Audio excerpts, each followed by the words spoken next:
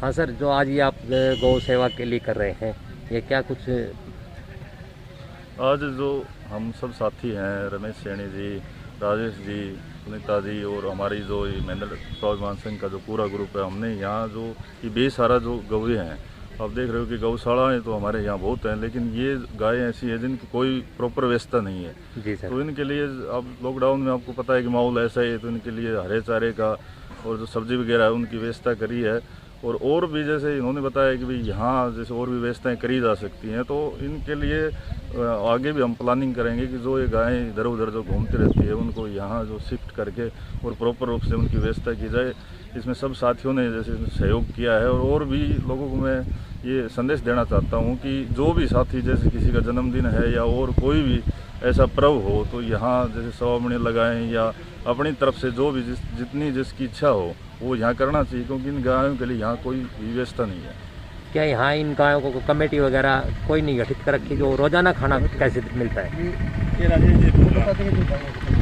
देखो यहाँ ये इस बारे में थोड़ा राजेश जी बता देंगे। बाकी यहाँ जैसे कोई गौशाला वगैरह नहीं है कि भाई जैसे गौशाला इनको हैंडल करती हो, वैसे ही एक दूसरे के सहयोग से इसको जो है ना अस्थायी रूप से चलाया जा रहा है। तो इसलिए मैंने ये संदेश दिया है कि ज़्यादा से ज़्यादा साथी इसमें सहयोग करें ताकि इनकी जो व्यवस्था है उसको थोड़ा और बढ़ाया जा सके। तो आपने आज गौ माताओं के लिए क्या कुछ प्रबंध आज तो करवाया? हमने इनके लिए हरा चारा और सब्जियों को जैसे व्यवस्था करी है ताकि इनको जो है ना एक दो दिन के लिए जो अभी जो लॉकडाउन में समस्या आ रही थी खाने की उसकी व्यवस्था करी। और बहुत भी यहाँ भी जैसे टेंट सेट की भी थोड़ी व्यवस्था करनी है, पंखे वगैरह काफ़ी मतलब है, उस बारे में हम बैठ के बातचीत करेंगे और इनके लिए आगे और भी सहयोग करेंगे। ऐसा है भाई साहब, आप इस कोरोना काल में एक प्रमुख समाज सेवक के रूप में आगे आ रहे हैं, तो आपने इसके अलावा और भी लोगों की क्या क्या सहायता करी है इस कोरोना काल में? सबको सहयोग करना चाहिए क्योंकि ये एक बहुत विकट परिस्थिति थी और यहाँ की व्यवस्थाओं का आपको पता है कि हालात ठीक नहीं है। तो जहाँ सैनिटाइजर वितरण का कार्यक्रम था और जैसे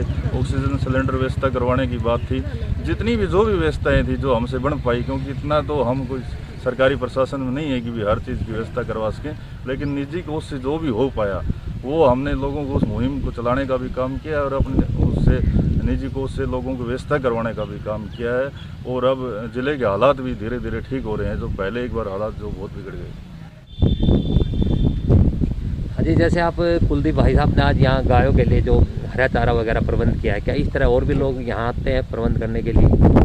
देखिए भाई साहब, सबसे पहले तो मैं कुलदीप भाई का और हमारी रेड क्रॉस सोसाइटी के हम सदस्य भी हैं और हमारी जो बेसहारा गौएं हैं उनके हम सेवक के रूप में कार्य कर रहे हैं। मैंने कल यहाँ आकर के देखा क्योंकि मैं कोविड से मैं भी ग्रस्त था और उठ करके मैं 1 महीना 5 दिन में उठ करके आया। फिर पिछले लॉकडाउन की तरह इस बार भी हम सब्जी चारे की व्यवस्था कर रहे हैं, लेकिन अब की बार बड़ी भारी समस्या थी। इनको देख करके मैंने अंदाज आया कि भाई किससे, मैं क्योंकि न्यूज़ देखता रहता हूँ, तो एक समाज सेवी के रूप में उभरते युवा साथी भाई कुलदीप PRO सरताज ग्रुप के हैं, उनसे मैंने फ़ोन के माध्यम से ही मैं भाई साहब ऐसा है कि हमारी गौशाला है बेसहारा और हमने स्थायी रूप से कर रखी है। तो बोला जी मेरे को तो इस बारे में पता नहीं, लेकिन ये आकर के इन्होंने देखा तो इन्होंने पहले तो फ़ोन पर कहा कि बोलो जी कल की व्यवस्था मतलब हरी सानी और सब्जी की व्यवस्था, हरी सानी मैं गाड़ी में लेकर के आऊँगा, सब्जी की आप व्यवस्था करो।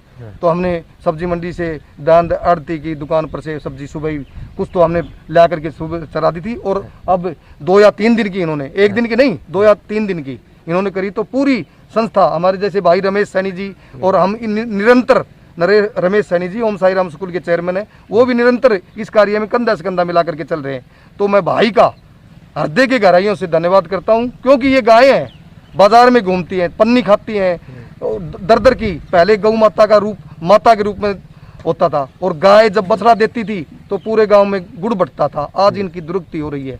तो इसलिए मैं भाई को बहुत बहुत साधुवाद देता हूं कि हमारी जो रेड क्रॉस सोसाइटी के माध्यम से हमारे जैसे ये ज्योति मैडम जी हैं और मैडम अनिता जी हैं और इनका भी मैं हार्दिक अभिनंदन करता हूं। ये हमारे से कंधा मिला करके चला। मैं बहन जी दोनों बहन जियों का हार्दिक अभिनंदन करता हूं और पूरी और भाई कुलदीप का मैं तहे दिल से मैं भाई से एक निवेदन करता हूं कि भाई साहब आप जब भी भगवान आपको बहुत बड़ा आशीर्वाद देगा आने वाले टाइम में, इनकी यदि इच्छा पूरी होगी तो आप धन्य हैं और भाई को बहुत बहुत साधुवाद।